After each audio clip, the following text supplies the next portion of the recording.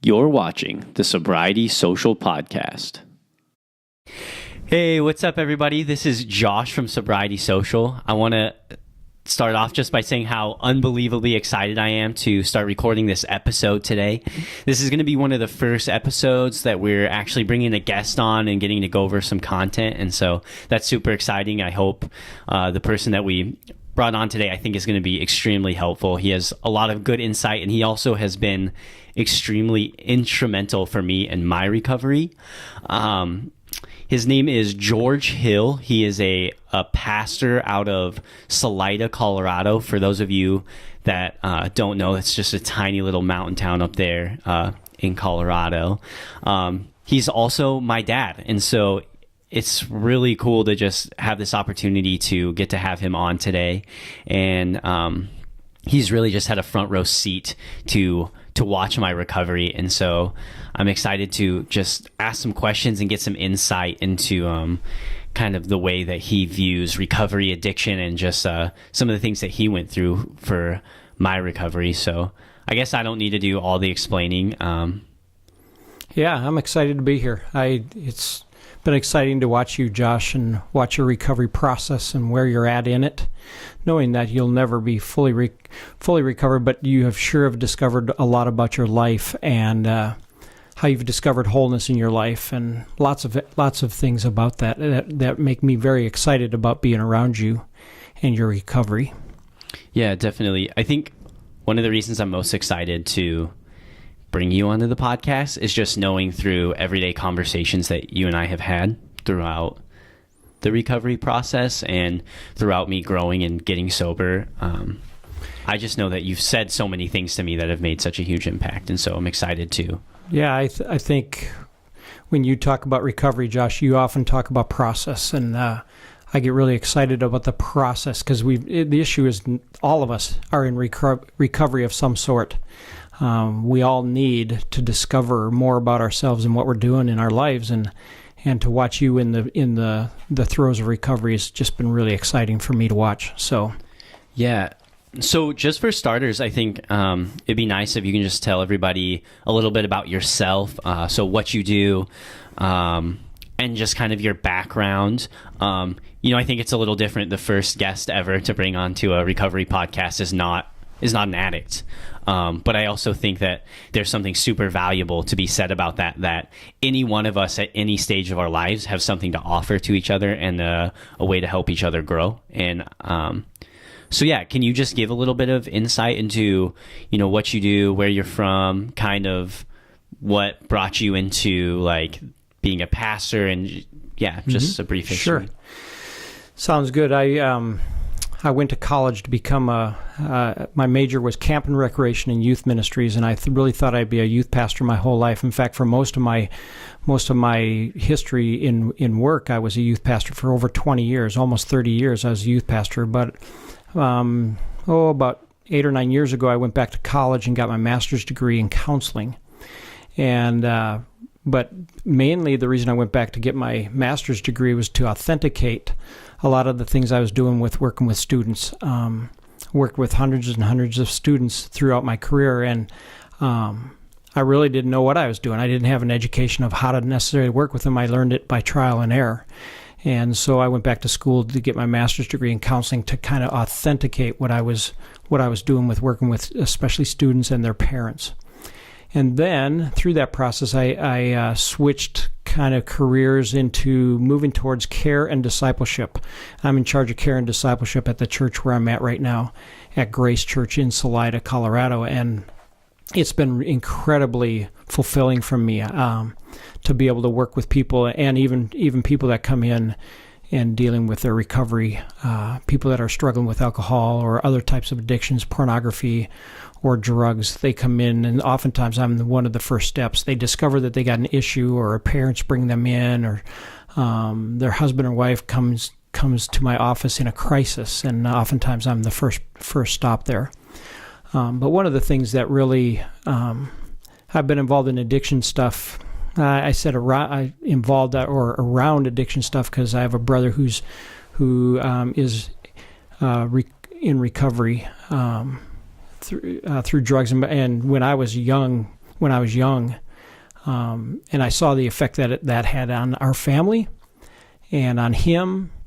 And him and I are very, very close friends. We played baseball in college together. We are very, very close friends as brothers. So to watch my brother go through what he went through was incredibly difficult. But also to watch him in his process of recovery has been a journey as well. And then to see what you have gone through, having that experience with my brother really helped me understand you a little bit better and maybe not be so critical and judgmental about what you walk through. So I've got a lot to learn and learned a lot. So yeah, absolutely. I think something interesting that I'm just thinking about that you're saying is so many people.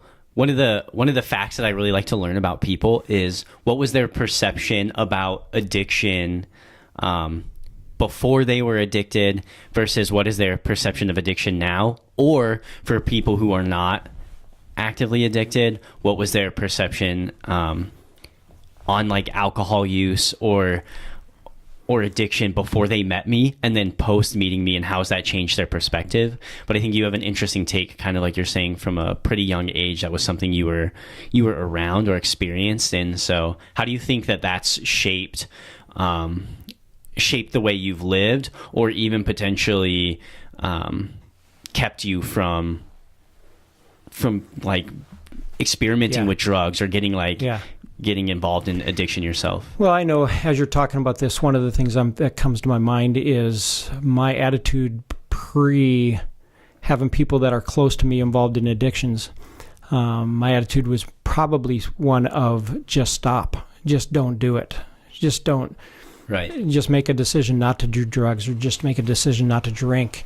And it's funny because Bob Newhart has a clip on one of his shows. Just stop it is what he says. And it's just fascinating little thing. And everybody laughs, but there's so much truth to it. They think all you do is just stop. But I began to understand that the situation was much bigger than just being able to say no to the drugs or alcohol. Yeah, that video is super funny. For those of you that are listening on the podcast or checking this out on YouTube, I'll post a link below of the video he's talking about, because it's really funny. Really funny. And just like that whole concept. And I know for myself, not only did I feel like I was hearing that from other people, but I also feel like I said that to myself so many times, like, just stop. Why can't you just stop? And I don't know why we portray that on ourselves, like it has to be so simple, or like there's something wrong with us. Mm-hmm. Yeah. Yeah, and the other part to the just stop, oftentimes I felt like that was the only issue, was to just stop drinking or just stop the behavior, whatever the behavior. When a person comes in my office, especially if they're dealing with alcohol, what they're coming in for is to just stop the drinking or stop looking at porn or whatever it is. And what I began to understand was the issue was much deeper, that we have to walk into their belief system. Why do they do the things they do? Why do they think the way they think? And there's a contributor that, from how we were raised, from teachers, from the books, the movies, everything, the music we listen to, all of that has to do with the why. Why we can't just stop? It's because of how we think. Mm-hmm. As much as anything. So this may or may not sound like a loaded question, and I promise you I'm not trying to just set you up. Yeah. But I think what you're saying is really interesting when you look at the aspect of, like, when you see people come into your office, a lot of times it's because they're dealing with substance abuse, or they're dealing with physical abuse in the home, or they're dealing with sex addiction, pornography addiction. They feel like they're totally consumed by food or overeating, or they struggle with their self-image, whatever it may be. I think the reason that that's such an interesting topic is to think we live in a culture that kind of stigmatizes addiction or addicts, people who are alcoholics, drug addicts, what have you. Do you think that we all have a little bit of a addiction in us? Do you think that, I think in recovery, one of the lifelong debates are, am I born an addict, or have I always been an addict, or is this something that was conditioned? Do you think that we're all, like, everybody's kind of born with a little bit of addict in them, or like what's your take on that? Yeah, I hope I can answer that question, and I'm not even sure I can. But I think one of the issues that most people that everybody deals with is their significance. Trying to understand, why am I significant, or where does my significance come from? And so we live our lives in this place of performance, like I've got to perform to a certain level, and if I don't perform to that certain level, I'm not okay. I remember talking to my brother about this, and we had parents who loved us deeply. I played baseball in college, and my dad would travel across the country to watch me play baseball. But the message I received from him often was that I wasn't good enough. He would say things like, if I would have just made that play at second base, the outcome of the game would be different. Or if I would have gotten a hit in the second inning, we would have scored 2 or 3 more runs. So I didn't hear the message that he would drive across the country because he loved me so greatly. What I would hear is I wasn't good enough. And my mom would do some of the same things. She would say, I got B's and C's in school, and I didn't ever have to study. So I'm going, why should I study? But my mom would say, if you only studied, you would have got straight A's. You would have been a 4.0 student. And the message I received from her was I wasn't good enough.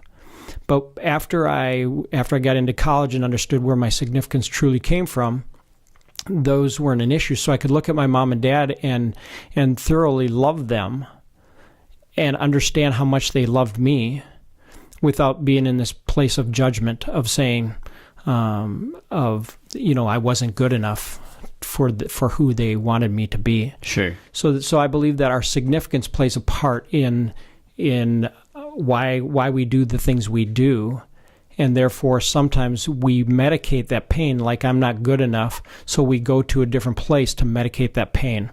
It's for me, the way that I medicate is I sleep, or I watch stupid TV. What I mean, if you see me watching TV when I'm doing, if I'm watching a TV show that really doesn't matter, it's usually because I'm trying to escape something. And I make a joke, I really love to eat ice cream, and really I can do a good all day long. But if I could put chocolate on my foot at 8 o'clock at night, I would eat my foot, because right. I get this feeling of uncontrollable urge to eat. I think addiction is a lot like that. I think we all deal with some sort of recovery process of how we're dealing with the issues in our life. And oftentimes that comes out in eating or drugs or alcohol or sleeping or porn or whatever it is. Sure. So do you think what was the process of you finding that out about yourself? Do you think that happened through being around other addicts, or do you think that this is something that you would have kind of come to realize on your own? That's a great question. I don't think I would have. I think I would have continued to avoid it my whole life. But when I was around people that were discovering things about themselves, and that some of that was with you and I would get in a conversation, you would talk to me about what you were learning, and I had to think about those things. I began to go, how does that apply to my life? How does that apply to what I'm walking through? Yeah, I think one of the healthiest things was for me to get around people like my brother or like you, who challenged me to confront my own belief system of why do I do the things I do. And when I began to confront the issues of my belief system, I began to go, what is truth? And I began to go, okay, why am I doing why can I be okay all day long, and then 7 or 8 o'clock at night I go crazy for food? Mm-hmm. Asking some of those questions, I think that if I never would have dealt with those things, I would just eat till I popped. Yeah. But until I confronted those issues with myself and began to ask those questions, that's when I began to start to deal with some of my own recovery. Now, there is an issue for me of when is enough enough. I do believe that there's an issue of contentment in our lives that we have to come to. No matter what our lives are like, we have to take a deep breath and go, God, you created me this way. Mm-hmm. Okay. That doesn't give me permission to live in disobedience, but it does give me the permission to go, God, I know you love me just the way I am. Right. Period. Right. Without any issues of performance, because I can get into, even in my addiction, I can get into areas of performance as well. Yeah. So something that I think you've reiterated a few times is just and this is something that you and I have talked a lot about in the past, is just how so much of our self-image is just coming in performance-based living, trying to live up to certain people, and just some of the relationships and like some of the feelings of feeling like you had to live up to your parents' expectations, even though that was never actually something they projected on you. That was like your perception of what was going on. And I can even feel like I've done that myself in a lot of ways in the relationship with my brother. I felt like I had to, with my brother being 2 years older than me, I kind of always felt like I was in his footsteps, and I always felt like I needed to do what he was doing or do it even a notch better to make him proud of me. And he never, ever communicated that to me. So I'm not really sure why I projected that on myself. But with that being said, as a parent who has watched their son go through recovery, what advice would you give to me, knowing that, you know, your 8-week-old granddaughter that I'm about to go into this life of raising? What can I practically do to try to avoid projecting those type of expectations on her? Or like, is there a certain way that you think is a healthier way to communicate? Or I just think a lot of our listeners, they have kids or they have families, and this may be something that they're thinking about, is how am I communicating to the people that I love? And I want them to walk away with a really practical piece of advice that they may be able to go like implement into their everyday life.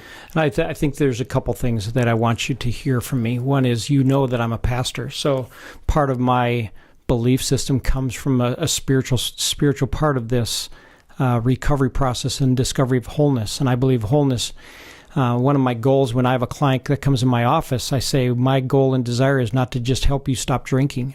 I want to help you discover wholeness in your life. Spiritual, physical, and emotional health in your life. When you have some sort of balance in those three areas, I believe you're going to be getting to experience wholeness in your life. So not just drinking, just not drinking isn't what's going to bring you wholeness. It's going to have other areas of your life. Are you taking care of yourself physically? What about emotionally? Are you having the ability to talk to other people about the deep issues that you're having in your life? So physical, emotional, and spiritual, what are you doing to feed your spiritual life? And I believe that when it comes to the area of significance, there's not a person who comes in my office who doesn't deal with some part of that issue of significance in their life. And I believe that if there's one practical tool that you can give someone, is some areas of significance. And I believe that our significance comes from when we understand who we are in Christ, as much as it is. See, I lived my whole life based on what I thought other people thought about me. I felt good about myself when I knew you liked me. And I lived my life in that paradigm until I went to college, and I had a baseball coach who challenged me on where my significance comes from, not based on what other people say. See, there's a verse in Colossians. It says, don't let the world spoil your faith and joy with its empty philosophies and deceptions based on the rudiment principles of this world rather than on Christ. And I think that oftentimes what's happening is we're allowing the world to tell us what it means to be popular or famous or to have a self-image, healthy self-image. We have to look like this, whatever this is. And I just believe that we're bombarded with that every day. You just go through a grocery line and look at the magazines that are in the grocery line. They're all telling you how you're supposed to live your life. And I believe that somewhere you have to discover some truth into that. And that's what happened with me. I began to, and so you're asking, what can you do? I spend time with your kids, spend quality time with your kids, doing things that invest in who they are, not just becoming popular. See, I see parents all day long going, I've got to have my kid involved in every sport and dance and everything, and so they never really get to spend quality time with their own kids. And how do you afford all that? I don't know. Financially, how do you afford all that? So I believe that in that process, spend quality time with your kids, giving them purpose and meaning. And I believe that it's through a relationship with Jesus that you do that as well. Yeah, absolutely. I think there's another really interesting topic that you're hitting on there is just the aspect of so often parents are trying to get their kids around other kids or in the right club and in the right thing, and less often they're focused on getting them around older mentors or people that can pour in their life positively. And now, fast forwarding in my recovery, it's amazing when I look back at the adults that you put me around that were speaking truth into my life. Those are the people that said things that made a lasting impact on my life. And you and I kind of chatted about that the other day on the phone, of just how a couple of my adult mentors were the ones that really drove home some facts or some truths in my life that caused me to head the right direction. I think when I look back at my life and I look at how I ended up where I did in addiction, it was because of the friends that I hung out with. And I think that maybe we spend too much time focusing on, you're hanging out with the wrong group of friends, find better friends, and less time thinking about who are you surrounding yourself with that's actually going to bring you up and make you a better person. And usually that's not a peer-to-peer relationship. Mm-hmm. Yeah. In fact, people give me a hard time about this because I say it to a lot of people, and I say who you're going to be 5 years from now depends on two things: the people you hang out with and the material that goes in your mind. So whether you choose or not choose to make Jesus a big part of your life, that principle is still the same. Who you're going to be 5 years from now depends on two things: the material that goes in your mind and the people you hang out with. Prove me wrong. Being involved in around people, working in people's lives for over 40 years, I've never seen that change. If you want to learn how to play tennis, you're going to hang around tennis players. If you want to learn how to play baseball, you'll hang around baseball players. If you want to be healthy, you'll hang around people who are healthy. So yes, I agree. So that's another practical thing that you can do, is really focus on who you're hanging out with. And I know that you told me in one of our conversations, one of the most difficult questions that you had to deal with was who you weren't going to hang around with, not just who you were going to hang out with. Yeah. Big decision. Huge decision, because all that filters into that issue of significance. Who am I? And if I don't have this popular friend, we fight to be around these popular people. In fact, the truth of the matter is, I think that we're talking about a core issue here, is where does our significance come from? Mm-hmm.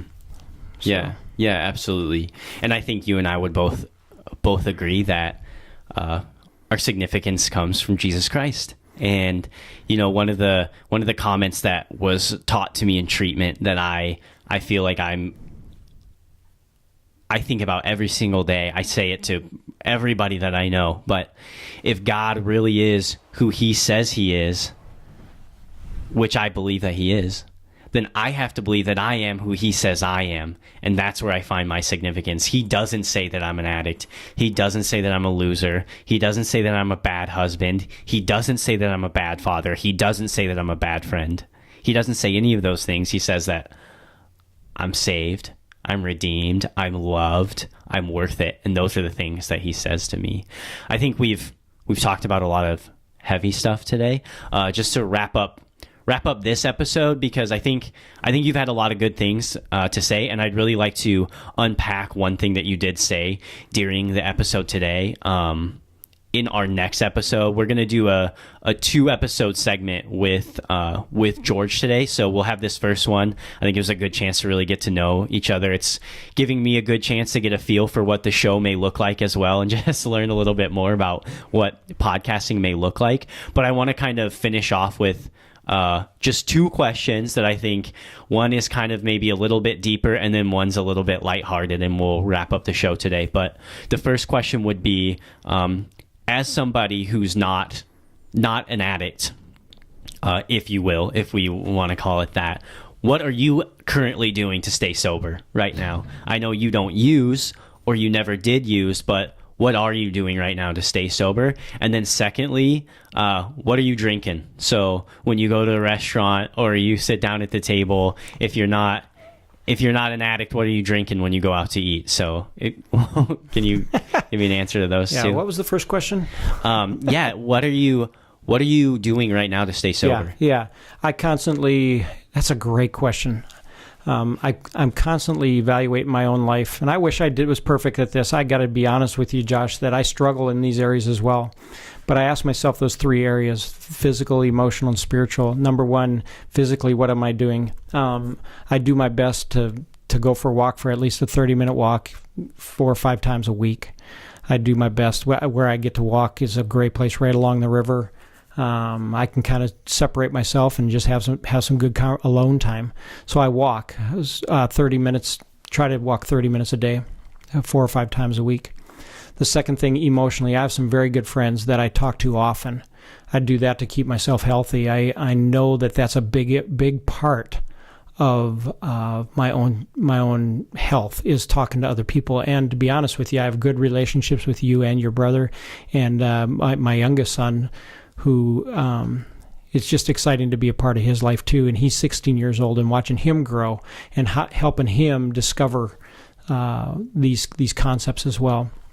And then, so physically, emotionally, and spiritually, I do my best to personally be involved in spiritual growth. I'm in a process of reading through the Bible in a year. I'm a little bit behind, but reading through the Bible in a year. I'm just reading the Bible, trying to stay plugged in spiritually in my personal walk with the Lord. And I do that several ways: through prayer, through reading the Bible, and through fellowship with other believers. Those three things are main ingredients to me to stay plugged in spiritually. So those three things: physically, emotionally, spiritually. Now, what do I drink at a restaurant? If I'm at a regular restaurant, it's really easy. I get water with lemon. Yeah. But when I go to a fast food restaurant, it is a nightmare for me, because I know that I shouldn't be drinking just regular old pop, but I go to cherry Coke almost every time, or Dr. Pepper. But nice. Yeah. Awesome. Yeah. Well, cool. Thank you so much for your time. And I know we really did unpack some heavy stuff today, so I'm sure everybody's going to have a lot to chew on, and I'm excited to get into it in the next episode. So I love you guys. Thanks so much for listening, and we'll talk to you soon.